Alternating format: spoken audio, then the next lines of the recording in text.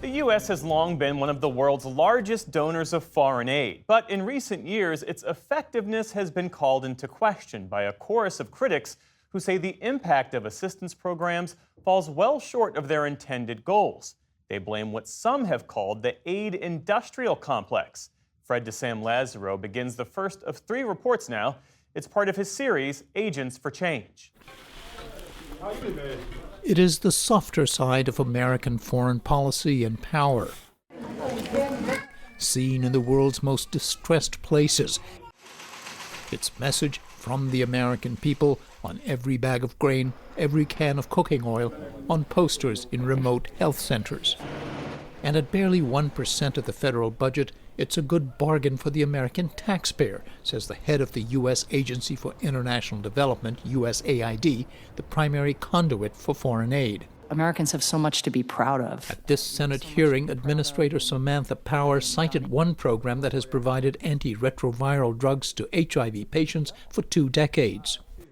PEPFAR, George W. Bush's tremendous creation. 17 million people alive today, lives saved because of the generosity of the taxpayer. But overseas assistance programs have long come under fire from some conservatives, like Kentucky Republican Senator Rand Paul, who see them as wasteful and misplaced. We should be conserving our resources, particularly conserving them for our country. There's not a great deal of evidence that the money that we, launder throughout the world really over time has been a benefit to us. There's a great deal of evidence that much of it's been stolen. We mentioned corruption. The criticism no longer comes just from some Republicans, but increasingly from those who strongly favor foreign aid. They say it helps buy goodwill, helps America's standing vis-a-vis Russia or China, keeps infectious diseases at bay, and helps turn dependent countries into trading partners. At least it's supposed to do that. But these critics say only a small portion of aid dollars are actually spent in the countries targeted for help. It's actually less than 10% of our foreign assistance dollars flowing through USAID is actually reaching those communities.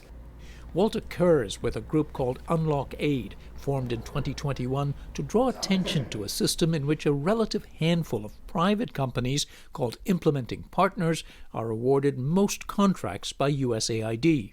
One of the best things that government can do is to move away from measuring success in terms of outputs, how much money do we spend on a particular problem, and moving toward an orientation of results. A lot of people will be shocked to hear that that's not the case.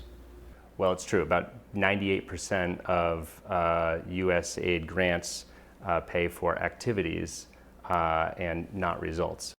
And the results are not flattering, according to the agency's own Inspector General's office, which studied USAID awards for 3 years, 2017 to 2019. 43% of them failed to achieve about half of the intended results. But in spite of that, they still got paid in full almost every time, and sometimes more. He says one reason for these poor results is that implementer companies rarely work with communities targeted for help or with local aid groups. One study found that when working with a local partner as opposed to an international aid contractor, you could find savings of upwards of 32% alone, and that's a conservative estimate.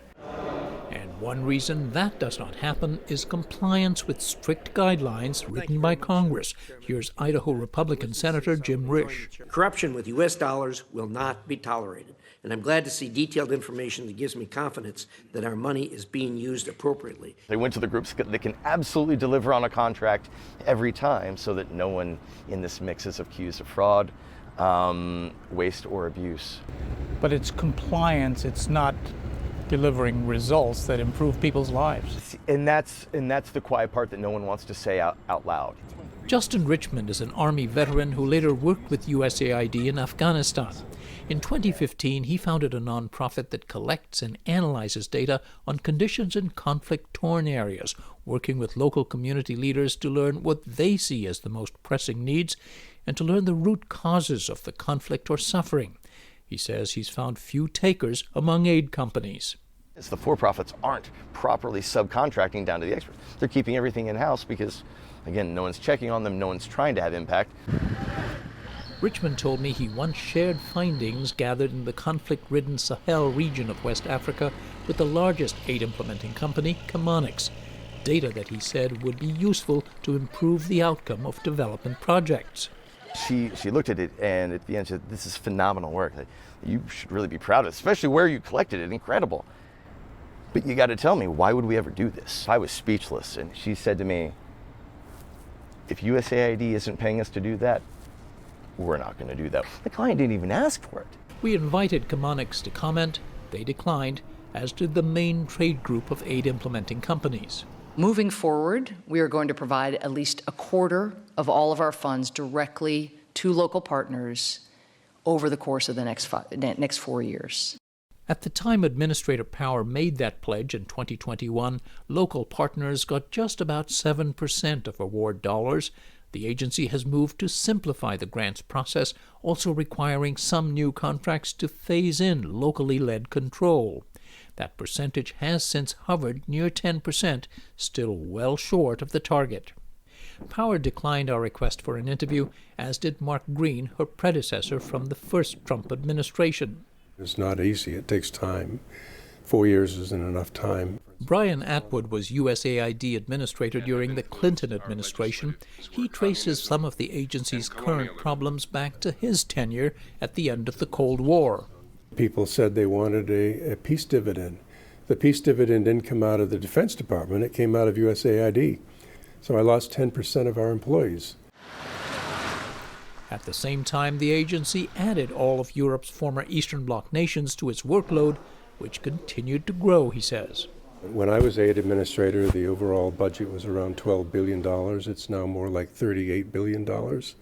And we haven't seen an equal increase in the amount of staffing, what they call operations expenses.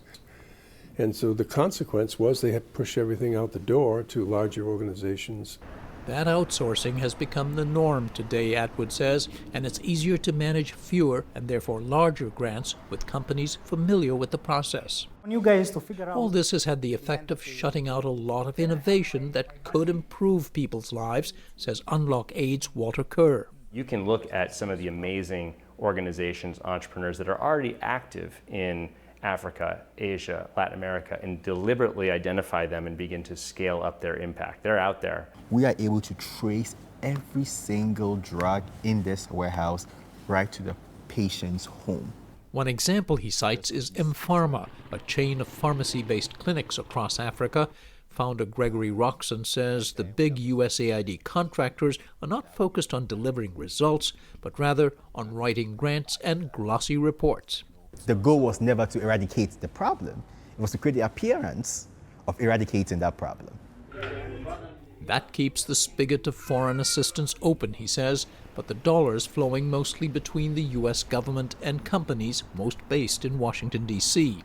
In following reports, we look at some Africa-based startups that have won praise for delivering aid. For the PBS NewsHour, I'm Fred DeSam-Lazaro in Washington. Stories Project at the University of St. Thomas in Minnesota. Shows up.